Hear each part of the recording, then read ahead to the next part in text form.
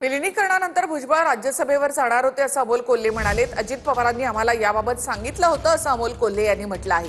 विलिनीकरणाच्या प्रश्नावर अमोल कोल्हेंनी गौप्यस्फोट केला आहे। अजित पवार यांनी आम्हाला या संदर्भात सांगितलं होतं असं अमोल कोल्हे यांनी म्हटलंय। विलिनीकरणानंतर भुजबळ राज्यसभेवर जाणार होते असं कोल्हे म्हणाले।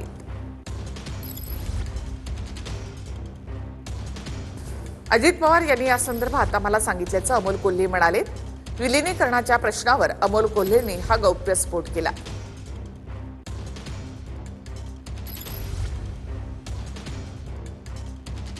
विलिनीकरणानंतर भुजबळ हे राज्यसभेवर जाणार होते असं कोल्हेंनी म्हटले। तर विलिनीकरणाच्या प्रश्नावर अमोल कोल्हे यांचा हा गौप्यस्फोट, अजित पवार यांनी या संदर्भात आपल्याला सांगितलं होतं असं अमोल कोल्हे म्हणाले। याआधी देखील छगन भुजबळ हे राज्यसभेवर जाण्यासाठी इच्छुक होते। तुमच्यापैकी कुणाचं बोलणं झालंय का सुनेत्रा वहिनींची? कारण आज बातमी आली की जयंत पाटील अर्थमंत्री होतील, बाकीचे नंतर तेवढे एकटे जातील, बाकीचे काय कळत नाही नेमकं चाललंय का? आता प्रश्न संपोदे रे पण तोडू नको ताई। या संदर्भामध्ये मी तुमच्यापैकी अनेक वृत्तवाहिन्यांशी बोलत असताना या संदर्भात ती स्पष्ट स्वच्छ जी काही भूमिका होती ही संपूर्ण दिलेली आहे। या संदर्भात पुढची काही चर्चा झाल्याचं माझ्या तरी माहितीत नाही आणि जे ताईंनी विधान केलेलं आहे त्याच पद्धतीने ज्यांच्याशी चर्चा झाली, दुर्दैवानं आज दादा नाही तर त्याविषयी आणखी काय बोलायचं। तर विलिनीकरणाच्या प्रश्नावर अमोल कोल्हेंनी पहिल्यांदाच हे वक्तव्य केलेलं आहे की विलिनीकरणानंतर भुजबळ हे राज्यसभेवर जाणार होते असं अजित पवारांनी आम्हाला सांगितलं होतं असं अमोल कोल्हे यांनी म्हटलेलं आहे।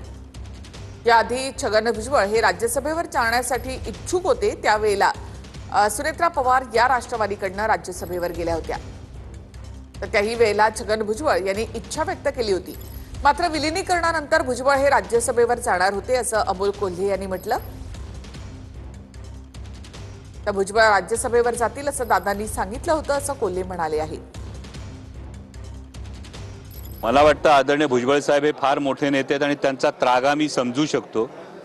कारण जी काही आधी चर्चा झाली होती, आता विशेषतः जातनिहाय जनगणना होत असताना ओबीसीचा कॉलम जातनिहाय जनगणनेमध्ये नाही अशी परिस्थिती असताना माननीय भुजबळ साहेबांसारखा एक वरिष्ठ नेता हा संसदेत असणं ही फार महत्त्वाची गोष्ट होती। आणि जी काही प्राथमिक चर्चा ही दादांच्या आमच्याबरोबर झाली होती त्यामध्ये एकदा ओघाने दादांनी सांगितलं होतं की कदाचित भुजबळ साहेब हे राज्यसभेवर असतील अशी एक चर्चा ही आमची अंतर्गत झाली होती। आणि आता मात्र इतका सामाजिक प्रश्नाची जाण असणारा नेता न जाता कोट्यवधी रुपये घेऊन निवडणूक रणनीती विकणारी व्यक्ती राज्यसभेवर जाण्याची जर चर्चा येत असेल तर त्यामुळे कदाचित भुजबळ साहेब हे अस्वस्थ असतील, मला कल्पना नाही। हा त्यांचा अंतर्गत विषय आहे।